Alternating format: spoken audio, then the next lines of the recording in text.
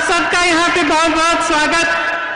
भूपेश बघेल जी, अजय कुमार लल्लू जी, आराधना मोना जी, सलमान खुर्शीद जी, RPN Singh ji, Nasimuddin Siddiqui जी, Kamal Kishore commando जी, जितेंद्र सिंह जी, मोहम्मद मुकीम जी, लालचंद निषाद जी, हरद्वार पांडे जी, अखिलेश प्रताप सिंह जी, राम जियावन जी, अमरीश पांडे जी, निर्मला पासवान जी, पप्पू चौधरी जी, यहाँ के पूर्व विधायक, पूर्व नेतागण और सारे फ्रंटल्स, महिला के भी अध्यक्ष, यूथ कांग्रेस, एनएसयूआई के मेरे भाई बहन, आप सबका बहुत बहुत स्वागत।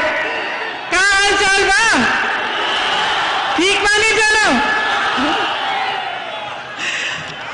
आज यहाँ आने से पहले मैं सोच रही थी कि भाषण में मैं क्या क्या कहूँ।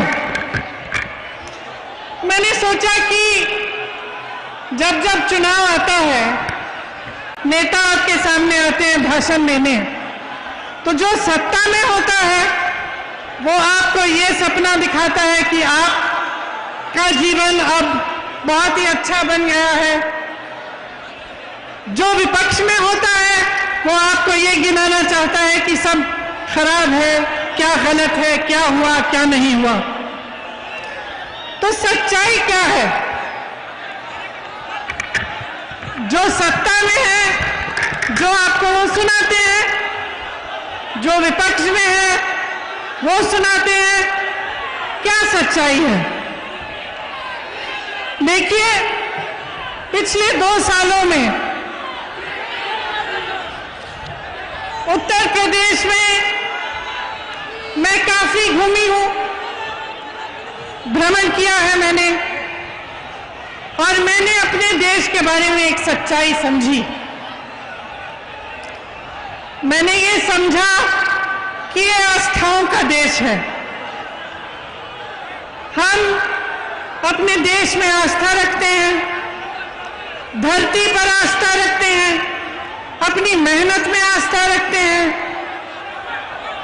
अपने धर्म में आस्था रखते हैं और अपने नेताओं में भी आस्था रखते हैं। हम जब अपने नेताओं में आस्था रखते हैं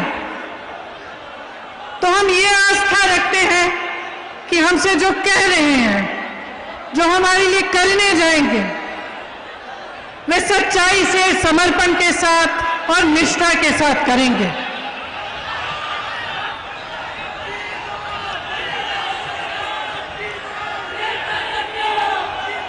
जब हम बड़े बड़े विज्ञापन देखते हैं और उन विज्ञापनों में हमें बताया जाता है कि विकास आ गया है, कि बहुत काम हो रहा है, तो आस्था की वजह से हम कभी कभी ये सोचते हैं कि अगर इतना बड़ा विज्ञापन है, इतनी बड़ी प्रोपेगेंडा है, तो हो सकता है कि कहीं पे विकास जरूर आया होगा।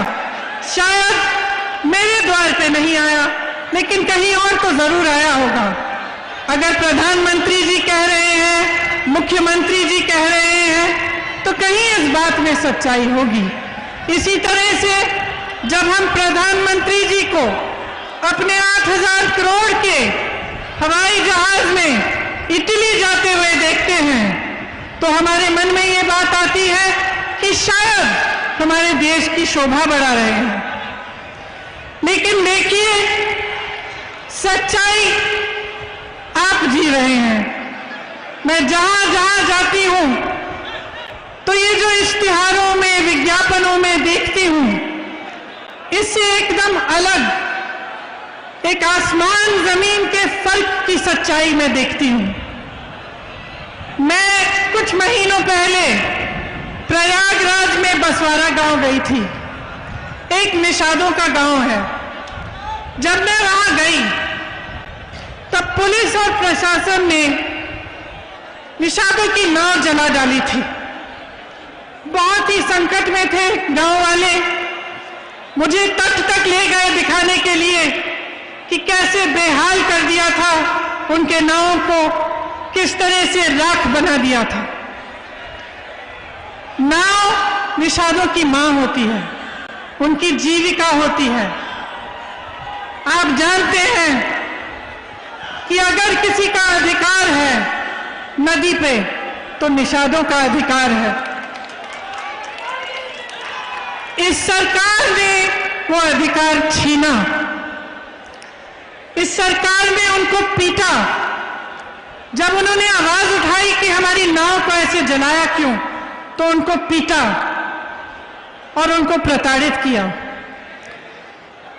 इसी तरह से जहां जहां मैं जाती हूं, मैं लखीमपुर खीरी गई, आप सबने देखा होगा लखीमपुर खीरी में जिस तरह से किसानों की हत्या की गई और उनकी बिल्कुल सुनवाई नहीं हुई,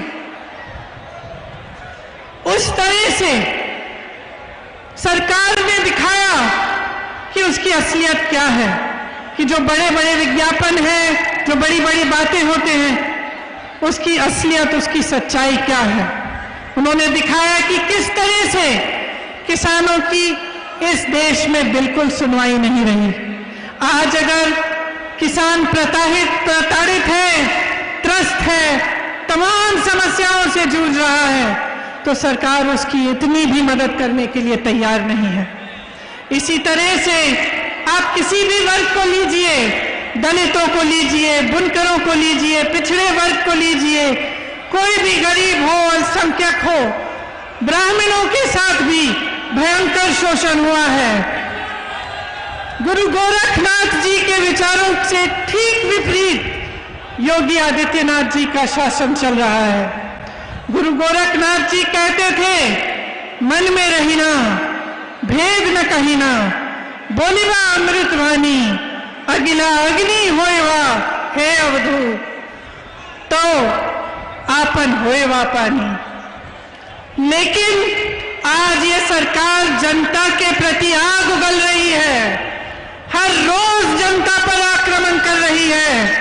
आप लखीमपुर खीरी को देखिए तो आगरा को देखिए, जहां पे 30 दलितों को उठाकर 3 दिनों के लिए पुलिस के थाने में रखकर निर्ममता से मारा, पीटा। मैं उस परिवार से मिली, उस लड़की से मिली जिसके पति की हत्या उसके सामने पुलिस ने मार मार के की। जो उसने मुझे बताया, मैं यहां इस मंच पे दोहरा भी नहीं सकती कि क्या दृश्य उसको देखना पड़ा। और उसका 1 महीने का बच्चा, अभी भी दूध पीने वाला बच्चा है, उसके लिए कोई सहायता नहीं आई सरकार की तरफ से।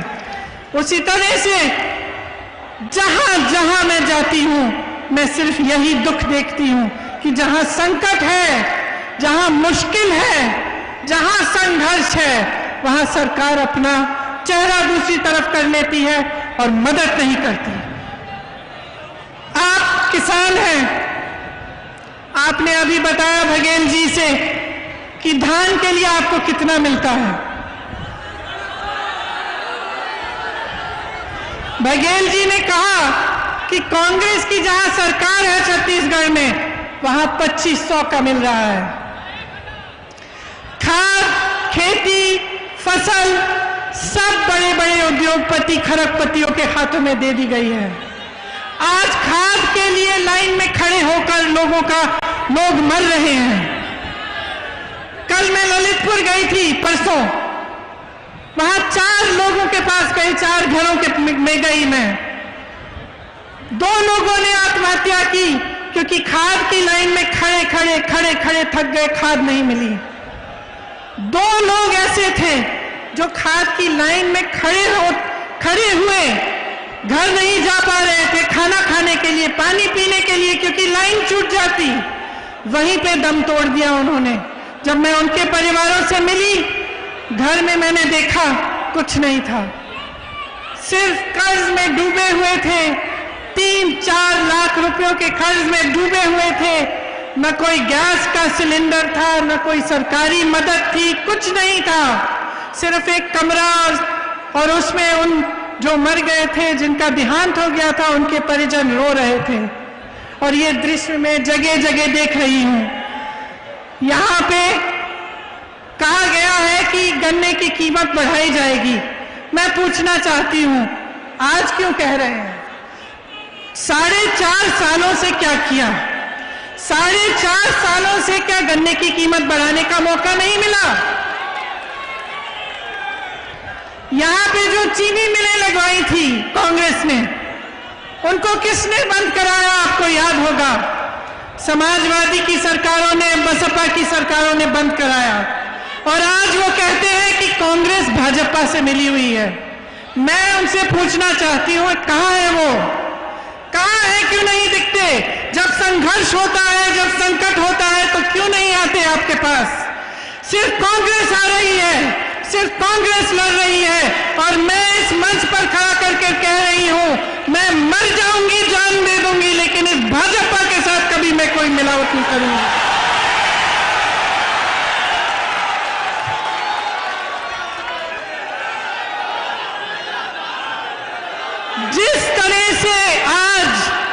जिस तरह से आज महंगाई ने आपके जीवन खराब कर दिए हैं, जिस तरह से आप जूझ रहे हैं कि 1000 रुपए का पेट्रोल डीजल, 900 रुपए, 1000 रुपए में सिलेंडर, आप कैसे गुजारा करते हैं? मैं जानना चाहती हूं, कैसे गुजारा कर रहे हैं?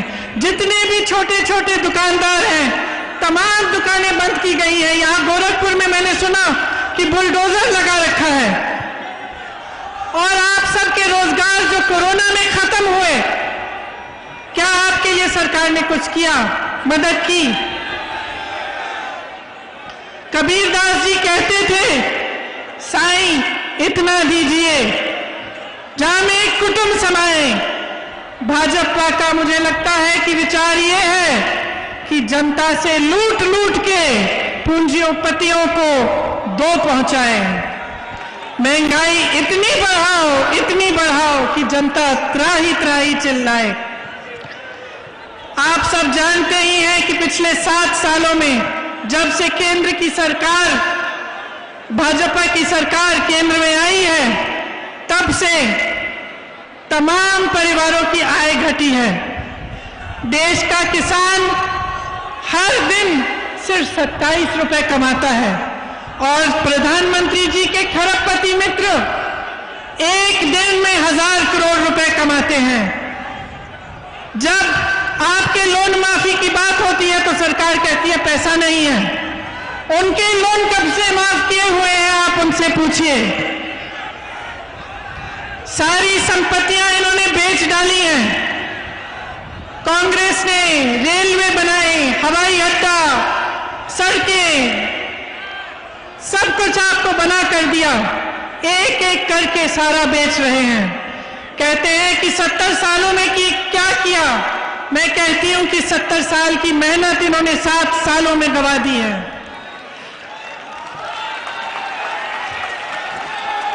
आज का युवा बेरोजगार है। उत्तर प्रदेश में ही 5 करोड़ बेरोजगार युवा हैं।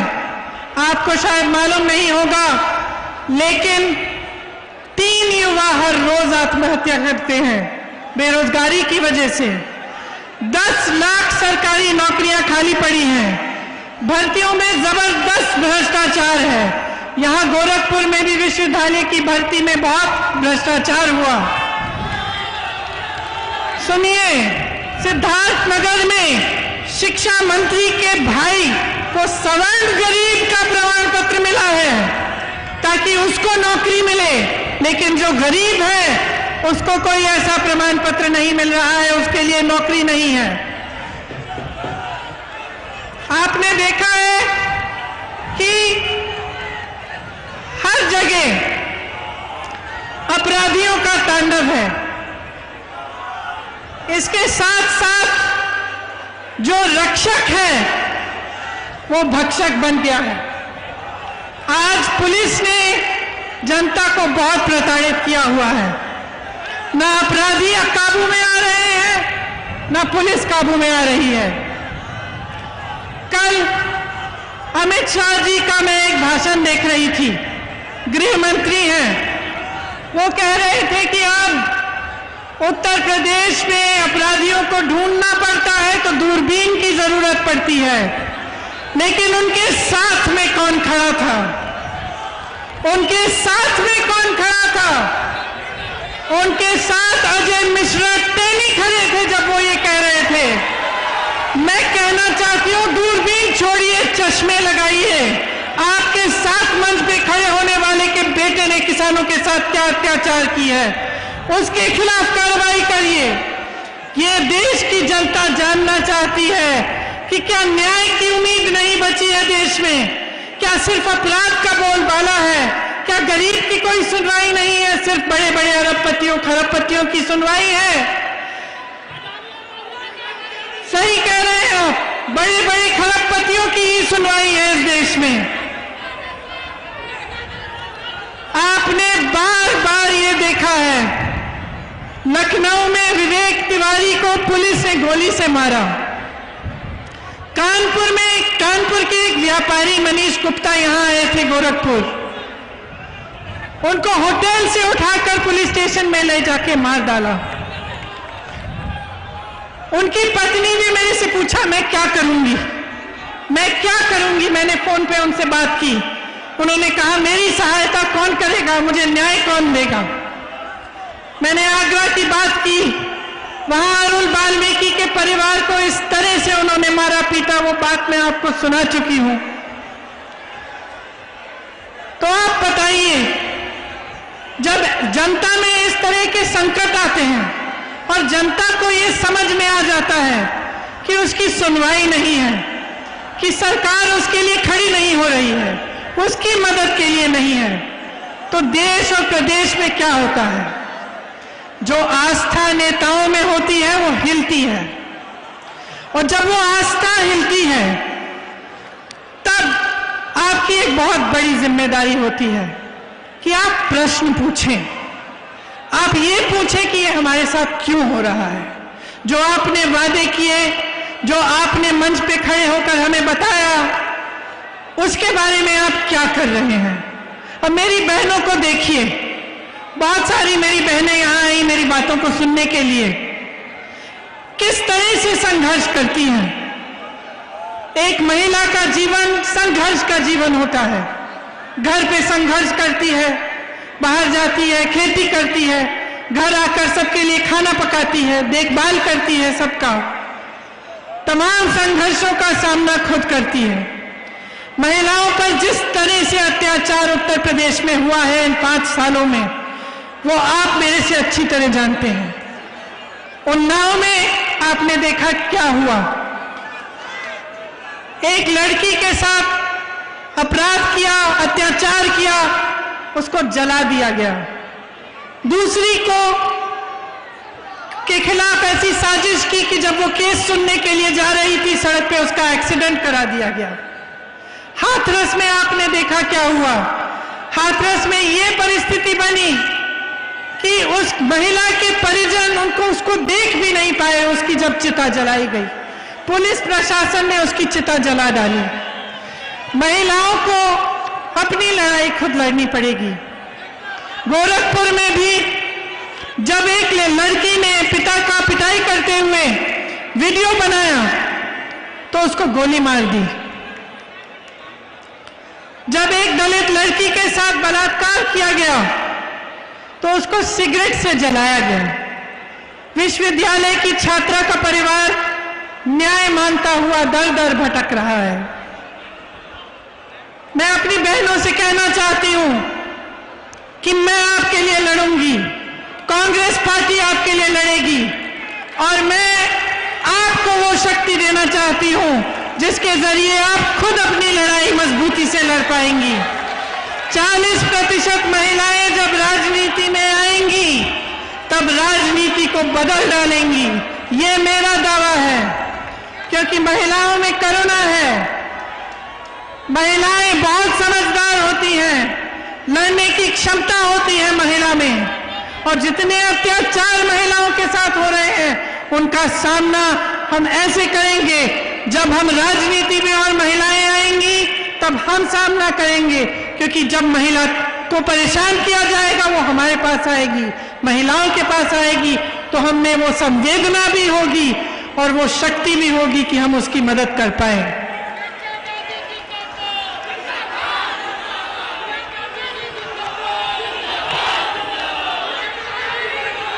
यहाँ पे जो जल भराव की समस्या है, आपने देखा होगा कि मुख्यमंत्री बनने से पहले जब भी ये समस्या उठती थी तो योगी जी आते थे, लेकिन जब से मुख्यमंत्री बने हैं तो हवाई जहाज में चढ़ के चले जाते हैं, लेकिन आपकी समस्याओं को सुनने नहीं आते। जिस तरह से इनकी सरकार ने जन जन की रोजी रोटी खत्म की है, ये आप अच्छी तरह से जानते हैं। कोरोना के समय जिस तरह से सरकार ने आक्रमण किया पब्लिक पे कि जो ऑक्सीजन मांग रहा था उसके खिलाफ कार्रवाई की गई, उसको कहा गया कि तुम्हारी जमीन जब्त कर देंगे। जो परेशान था, जो हॉस्पिटल का वीडियो निकलता था कि अस्पताल में परेशानी है, तो उस हॉस्पिटल को दबाया जाता था, वहां जाकर प्रताड़ित किया जाता था। मदद नहीं आई, सहायता नहीं हुई, कितने लोगों की कोरोना से मौत हुई। आपने देखा कि नदी में लाश किस तरह से बह रही थी, लेकिन सरकार की तरफ से कुछ मदद नहीं आई। जिनकी रोजी रोटी कोरोना की वजह से भी छिन गई, आज तक उनको सहायता नहीं मिली है। कांग्रेस पार्टी ऐसे कमजोर परिवारों को 25,000 रुपए की नकद आर्थिक सहायता देगी।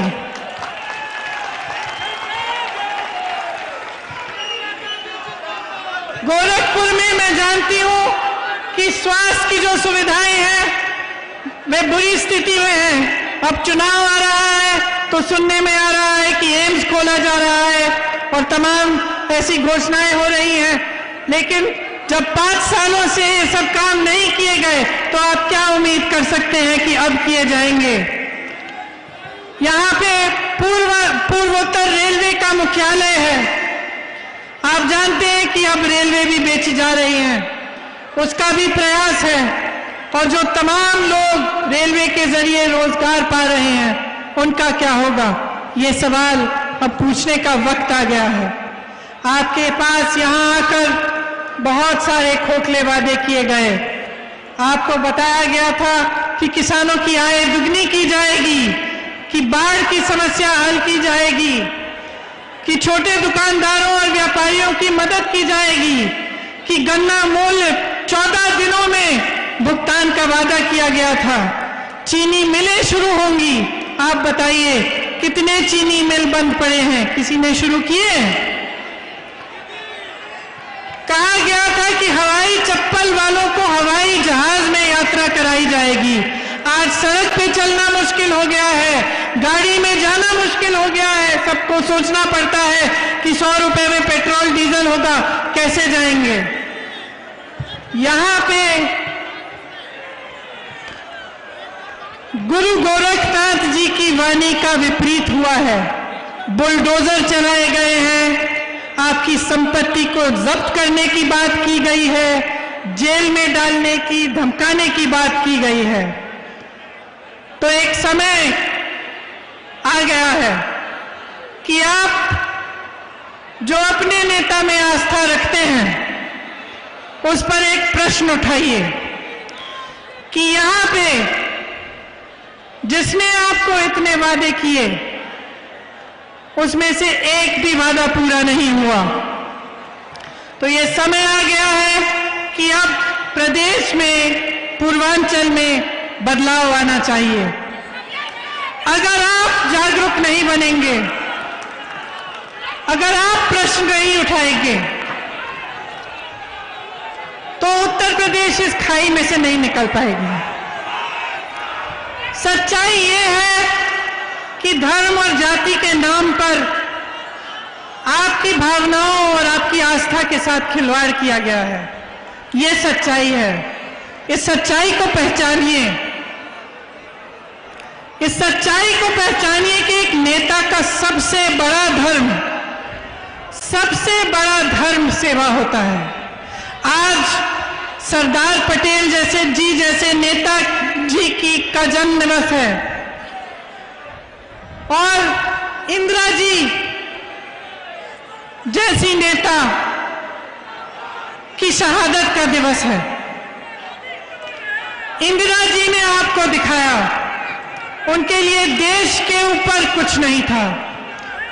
उन्होंने इस आस्था के लिए, जो आस्था आपने उनमें रखी थी, इस आस्था के लिए अपना जीवन दिया। वो कभी पीछे नहीं हटी। उनको मालूम था कि उनकी हत्या होने वाली थी। आज के दिन जब मेरे भाई और मैं स्कूल जा रहे थे, रोज जाने से पहले हम अपनी दादी जी से मिलने जाते थे। आज ही के दिन उन्होंने मेरे भाई से कहा कि बेटा, अगर मुझे कुछ हो जाएगा तो रोना मत। उनको मालूम था कि उनकी हत्या हो सकती थी, फिर भी वो कभी पीछे नहीं हटी। उनके लिए आपकी आस्था से बढ़कर इस देश, इस दुनिया में कुछ नहीं था। आपकी आस्था थी और उनके दिल में अपने देश के प्रति आस्था थी। और अगर आज मैं आपके सामने खड़ी हूं तो ये उन्हीं की सीख है। मैं भी आपकी आस्था कभी नहीं तोड़ सकती। इसीलिए जो बातें मैं अभी आपके सामने रखना चाह रही हूं, जो कांग्रेस पार्टी की प्रतिज्ञाएं हैं, मैं उसी आस्था से रखना चाहती हूं।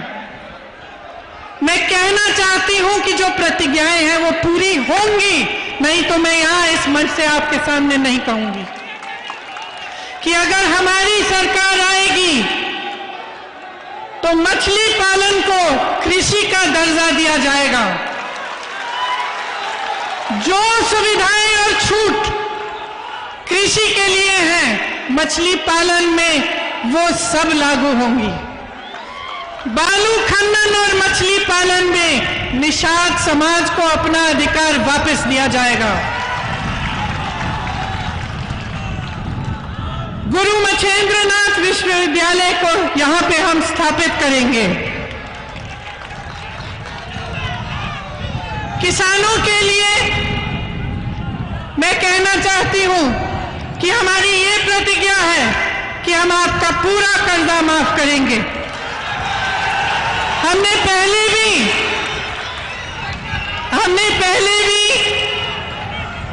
ऐसी प्रतिज्ञा की थी और आप जानते हैं कि 72,000 करोड़ रुपए का कर्जा हमने माफ किया था कांग्रेस पार्टी के सरकार ने।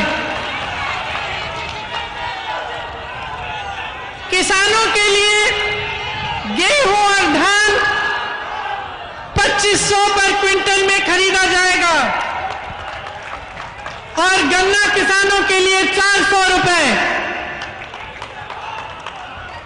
यहां मैं जानती हूं कि गन्ना का किसान बहुत ही परेशान है। मैं ये भी जानती हूं कि अन्ना पशु की बहुत ही समस्या है और जिस तरह से हमारी सरकार ने छत्तीसगढ़ में इस समस्या को सुलझाने की पूरी कोशिश की है, उसी तरह से यहां पे अन्ना पशु की समस्या सुलझाने का हम काम करेंगे।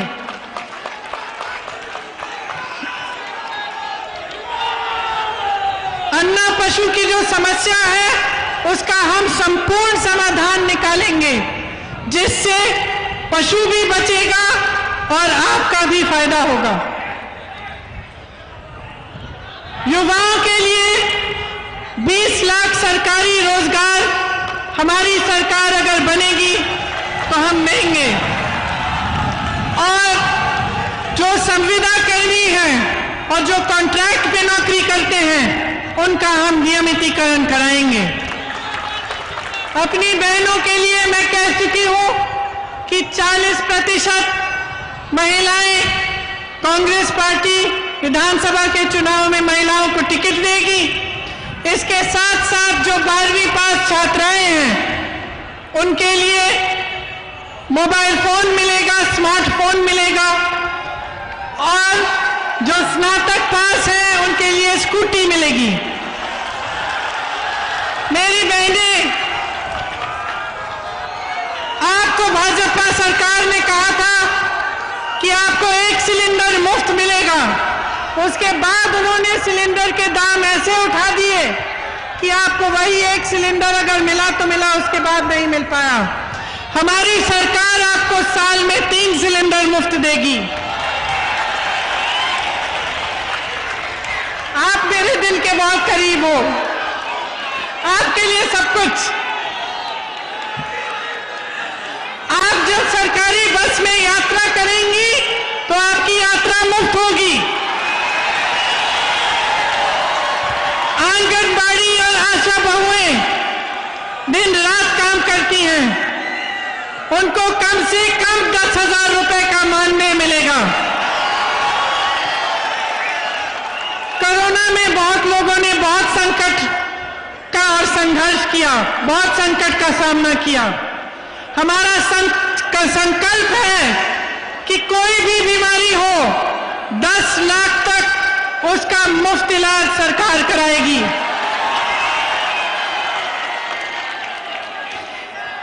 अंत में मैं कहना चाहती हूं कि इंदिरा जी ने कहा था, मेरे शरीर के खून का एक एक कतरा, एक एक बूंद इस देश को समर्पित है। उन्होंने कहा था कि मेरे खून का एक एक कतरा इस देश को जीवित करेगा। आज मैं कहना चाहती हूं कि कांग्रेस पार्टी का एक एक कार्यकर्ता अपना खून बहाने के लिए